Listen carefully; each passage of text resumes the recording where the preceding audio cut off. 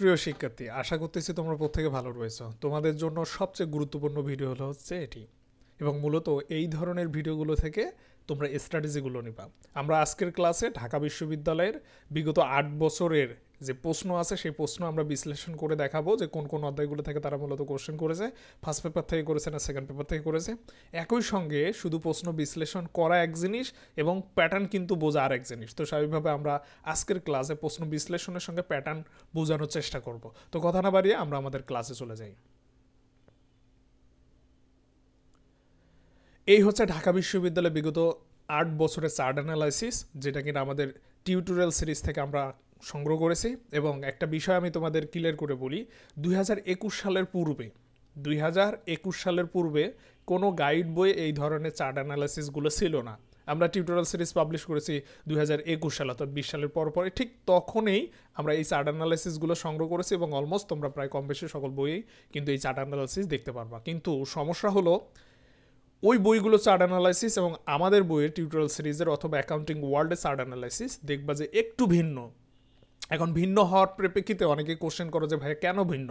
এর অন্যতম কারণ হিসেবে আমি তোমাদের বলবো যে কিছু কিছু কোশ্চেন আছে যে কোশ্চেনগুলো আসলে কোন চ্যাপ্টার থেকে করেছে, কোন টপিক থেকে করেছে, এই জিনিসগুলা অ্যাজ এ জুনিয়র কেউ আর কি আইডেন্টিফাই করতে পারবে না।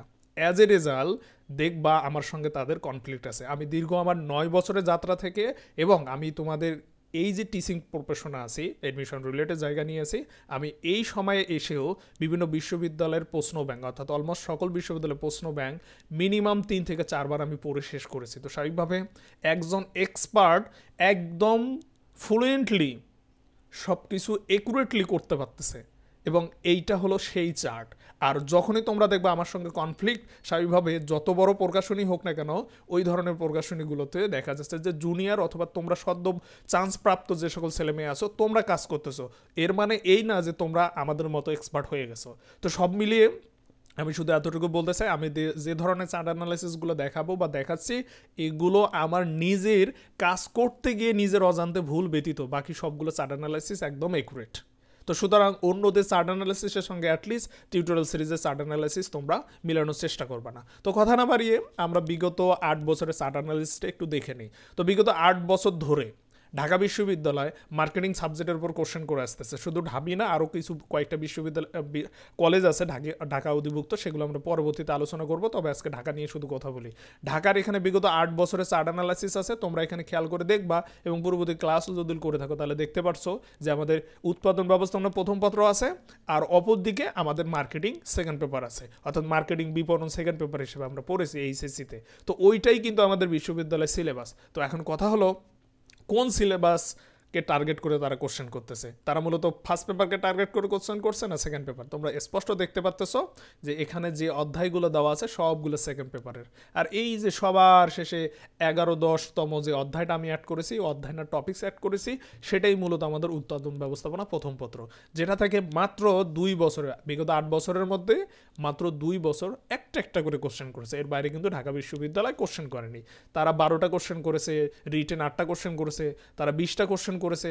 তো উভয় পরিস্থিতিতেই তারা মার্কেটিং ফার্স্ট পেপার, যেটা তোমরা জানো কিন্তু আমি পূর্ববর্তী ক্লাসে বলে দিয়েছি ওইটা মূলত মার্কেটিংয়ের অংশই না। তো স্বাভাবিকভাবে এই কারণেই সম্পূর্ণ সেকেন্ড পেপার তোমাদের দ্বিতীয় পত্র যেটা, সেই দ্বিতীয় পত্রের উপর ডিপেন্ড করেই কিন্তু কোশ্চেন করা হচ্ছে। তো স্বাভাবিকভাবে তোমরা দ্বিতীয় পত্রটা ফুললি পড়বা। এখন কথা হলো দ্বিতীয় পেপার কি সম্পূর্ণ পড়বা? হ্যাঁ, আমি বলবো যে সম্পূর্ণই পড়বা, কারণ এডমিশন টেস্টে 1 মার্ক তো দূরের কথা, 0.01 মার্কও তোমার জন্য খুবই গুরুত্বপূর্ণ। তো স্বাভাবিকভাবে একটা কোশ্চেন যদি তোমার পড়ার বাইরে আসে সেটাই তোমার লস, এবং একটা মার্ক লস মানে তুমি বিশাল পিছে চলে যাবা। তো সেক্ষেত্রে তোমাকে অবশ্যই পূর্ণাঙ্গ সিলেবাসের উপর পড়াশোনা করতে হবে। এ কারণে আমি বারবার বলে থাকি যে তোমরা সেকেন্ড পেপার সম্পূর্ণটাই পড়বা, সবগুলো অধ্যায় পড়বা, এবং আমাদের প্রথম পত্র অর্থাৎ হচ্ছে উৎপাদন ব্যবস্থাপনা থেকে কিছু কিছু জায়গা পড়বা যেগুলো নিয়ে আমি পরবর্তীতে তোমাদের দিক নির্দেশনা দেবো। তো এই জায়গাতে তোমরা একটা বিষয় খেয়াল করে দেখো যে আমাদের প্রথম অধ্যায়, এরপর আমাদের তৃতীয় অধ্যায়, এরপর হচ্ছে চতুর্থ অধ্যায়, এরপর হচ্ছে পঞ্চম অধ্যায়, এছাড়া হচ্ছে অষ্টম অধ্যায়।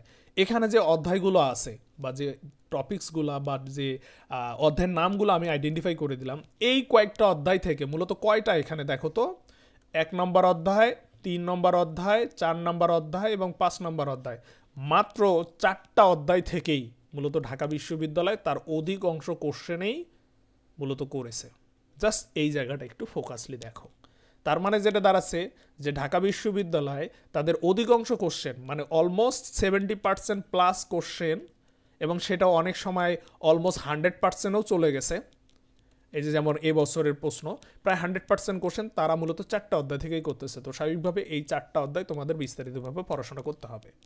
এই 4টা অধ্যায়ের কোনো অংশই বাদ দেওয়া যাবে না। এর বাইরে গিয়েও তোমাদের ষষ্ঠ অধ্যায়টা পড়তে হবে, পাইকারি ব্যবসা পড়তে হবে, যে অধ্যায়গুলো থেকে মূলত একটা করে কোশ্চেন করে। এবং সংক্ষিপ্ত সিলেবাসের প্রচলনটা আসার কারণে দেখা যাচ্ছে যে শুধুমাত্র মার্কেটিং সাবজেক্টেই তারা সংক্ষিপ্ত সিলেবাসের যে কারিকুলামটা আছে সেটা মেইনটেইন করতেছে, কিন্তু বাকি সাবজেক্টগুলোতে কিন্তু পূর্ণাঙ্গ সিলেবাসেই কোশ্চেন করতেছে। আমার দেখা মতে শুধুমাত্র মার্কেটিং সাবজেক্টেই তারা অনেকটাই অধিকাংশটাই শুধু সংক্ষিপ্ত সিলেবাসকে টার্গেট করে কোশ্চেন করতেছে, যেটা পূর্ববর্তী বছরেও করতো। তো সব মিলিয়ে আমি যেটা তোমাদের স্পষ্ট বলতে চাচ্ছি, তোমরা এখানে দেখতেই পাচ্তেছ যে তোমাদের প্রথম অধ্যায়, এরপর হচ্ছে তৃতীয় অধ্যায়, চতুর্থ অধ্যায়, পঞ্চম অধ্যায় এবং একই সঙ্গে অষ্টম অধ্যায় থেকে সবচেয়ে বেশি কোশ্চেন করা হয়েছে। স্বাভাবিকভাবে এই অধ্যায়গুলো থেকে বেশি কোশ্চেন করবে, সুতরাং এই অধ্যায়ের A to Z তোমরা ক্লিয়ার রাখবে। এর বাইরে বাকি যে অধ্যায়গুলো আছে এই অধ্যায়গুলো আমি যে দিক নির্দেশনা দেবো সেই দিক নির্দেশনা মোতাবেক পড়াশোনা করবা। ঠিক এই জায়গায় ওই জিনিসগুলোই আমি আলাদা করে দিয়েছি। তোমরা বিপণন পরিস্থিতি, বিপণন কার্যাবলী, বাজারজাতকরণ বিভক্তিকরণ, বিপণন মিশ্রণ, পণ্য মূল্য নির্ধারণ এবং বিক্রয় প্রসার বিজ্ঞাপন, পণ্য বন্টন প্রণালী, পাইকারি ব্যবসা, এই জায়গাটুকু পড়বা। নিশ্চিত 70% প্লাস কোশ্চেন থাকবে। এবং আমরা যে আমাদের মার্কেটিং টিউটোরিয়াল অর্থাৎ টিউটোরিয়াল সিরিজের মার্কেটিং টিউটোরিয়াল অংশে মাত্র 50 পৃষ্ঠা সাজেশন দিয়েছি, সেই সাজেশন থেকেই বিগত 3 বছর ধরে আমাদের রিটেন এবং এমসিকিউ কোশ্চেন প্রায় অলমোস্ট 100% কোশ্চেন কমন থাকতেছে। যেখানে সবাই 300 পেজ থেকে কমনের কথা বলতেছে, আমরা সেখানে মাত্র 50 পৃষ্ঠা থেকে কমনের কথা বলতেছি, যেটা তোমরা এখানে দেখতে পারবা। এবং এই জিনিসগুলোই মূলত আমরা পরবর্তী যে ক্লাসগুলো হবে আমাদের 50 পেজের উপর, তখন আমরা প্রমাণ দেবো যে আসলে আমাদের বই থেকে এসেছিল কিনা, এবং আমরা এখানে আমাদের বিগত সালের কোশ্চেন মানে বিগত সালের যে ওল্ড প্রিন্ট বই সেটা থেকে আমরা প্রমাণ দেবো ইনশাল্লাহ। স্বাভাবিকভাবে তোমাদের বুঝতে অনেকটাই সুবিধা হবে। তাহলে গত বছর ঢাকা বিশ্ববিদ্যালয়ে 12টা এমসিকিউ কোশ্চেনের মধ্যে 11টা কোশ্চেনে অলমোস্ট হুবহু কমন ছিল, রিটেন 8টা কোশ্চেনের মধ্যে 8টাই কমন ছিল। এর আগের বছর 12টা কোশ্চেনের মধ্যে 12টা ছিল, এর আগের বছর 12টা কোশ্চেনের মধ্যে 11টা ছিল, এবং এইদিকে আমাদের রিটেন যেটা ছিল সেটা 100% অলমোস্ট কমন ছিল। এবং একইভাবে আমাদের যখন একটা কোশ্চেন করতো সেই কোশ্চেনটাও দেখা যাচ্ছে যে রিটেনটা আমাদের এই 50 পেজের টিউটোরিয়াল সিরিজ থেকে আসতো। এবং এই কারণে কিন্তু আমি বলেছি যে তোমাদের পুরা মার্কেটিং যে মূল অংশটুকু সেটাই আমি টিউটোরিয়াল সিরিজের মাত্র 100 পৃষ্ঠায় ইনক্লুড করে দিয়েছি। তো আজকে আমরা প্রশ্ন বিশ্লেষণ করলাম, তোমাদের দেখালাম, এবং তোমরাও দেখতে পাচ্ছ অলমোস্ট। দয়া করে একটু তোমাদের ফোনটা ল্যান্ডস্কেপ করে নিবা, তাহলে আরও বড় বড় দেখতে পারবা।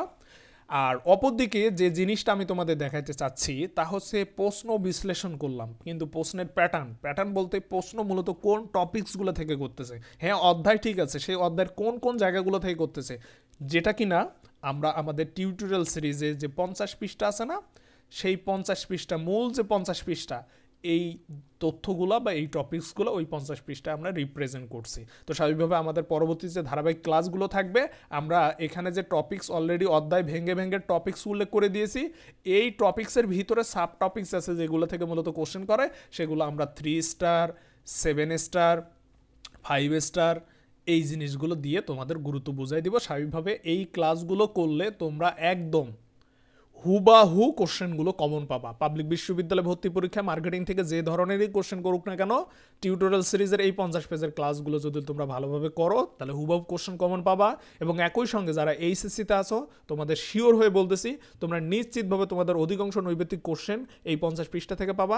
এবং একই সঙ্গে তোমরা সৃজনশীল কোশ্চেনগুলো লিখবা, সেই সৃজনশীল কোশ্চেনের কনসেপ্ট যেটা দরকার সেটাও তোমরা এই 50 পৃষ্ঠা থেকে পাবা। এবং একই সঙ্গেই যারা পরবর্তীতে বিভিন্ন পাবলিক ইউনিভার্সিটিতে পড়বা, ন্যাশনাল বিশ্ববিদ্যালয়, বিভিন্ন পাবলিক ইউনিভার্সিটি, তাদেরও প্রিন্সিপালস অফ মার্কেটিং সাবজেক্টের যে কোর কনসেপ্টটুকু দরকার ইংরেজিতে লেখা, সেক্ষেত্রে বাংলা কনসেপ্ট যদি তোমার ডিপলি থাকে, বোঝা থাকে, তাহলে তুমি ইংরেজি ইজিলি লিখতে পারবা। সেই কাজটাও এই টিউটোরিয়াল সিরিজের মাত্র 50 পেজ করে দিবে। অর্থাৎ মার্কেটিংয়ের যে কোর সারাংশ সেইটা আমি মাত্র 50 পেজে কনভার্ট করে দিয়েছি, যেটা আমাদের HSC এবং বিশ্ববিদ্যালয়ের যে সিলেবাসটা আছে সেইটার আলোকে। হ্যাঁ, এর বাইরে আরও কিছু অ্যাড করা যায় যেটা প্রিন্সিপালস অফ মার্কেটিং সাবজেক্ট বইয়ে ইংরেজি ভার্সনে আছে, যেটা কিনা আমাদের দরকার পড়ে না, যার কারণে এখানে আনিনি।